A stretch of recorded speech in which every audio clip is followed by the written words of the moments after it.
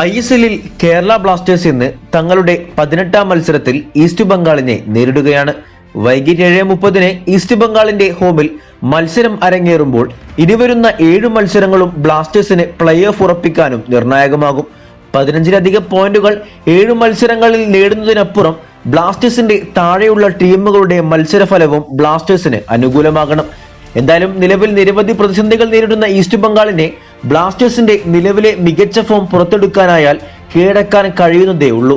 Team വാർത്തകളിലേക്ക് പോകുമ്പോൾ ബ്ലാസ്റ്റേഴ്സിന്റെ ഐമൻ ബികാഷ് പരിക്ക് കാരണവും ഐബൻ റെഡ് കാർഡ് സസ്പെൻഷൻ കാരണവും ഇന്ന് കളിച്ചേക്കില്ല. കൂടാതെ അവസാനം കളിച്ച ഹംഗേറിയൻ ലീഗിൽ റെഡ് കാർഡ് വാങ്ങി വന്ന ദുസാൻ ലഗാറ്ററിന് ഈസ്റ്റ് ബംഗാളിനെതിരെയുള്ള മത്സരം നഷ്ടമാകുമെന്നാണ് റിപ്പോർട്ടുകൾ. അങ്ങനെയാണെങ്കിൽ താരവും ഇന്ന് കളിച്ചേക്കില്ല. ഈസ്റ്റ് ബംഗാളിന്റെ Nandakumar Sekar 4 yellow card suspension കാരണം ഇന്ന് കളിച്ചേക്കില്ല. കൂടെ തന്നെ 5ഓളം താരങ്ങളുടെ കാര്യത്തിലും കളിക്കുമോ എന്ന കാര്യത്തിൽ വ്യക്തത ഇല്ല. അതായത് ബ്ലാസ്റ്റേഴ്സിന് ഗുണകരമായ വാർത്തകളാണ് ഈസ്റ്റ് ബംഗാൾ ക്യാമ്പിൽ നിന്നും വരുന്നത്.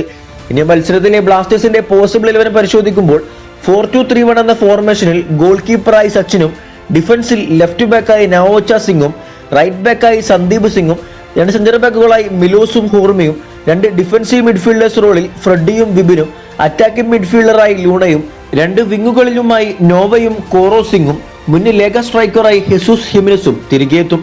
എന്തായാലും വരുന്ന മത്സരങ്ങളിലെല്ലാം നിർണായകമാകുമ്പോൾ വിജയം തുടരാൻ ബ്ലാസ്റ്റേഴ്സിന് കഴിയുമെന്ന് പ്രതീക്ഷിക്കാം.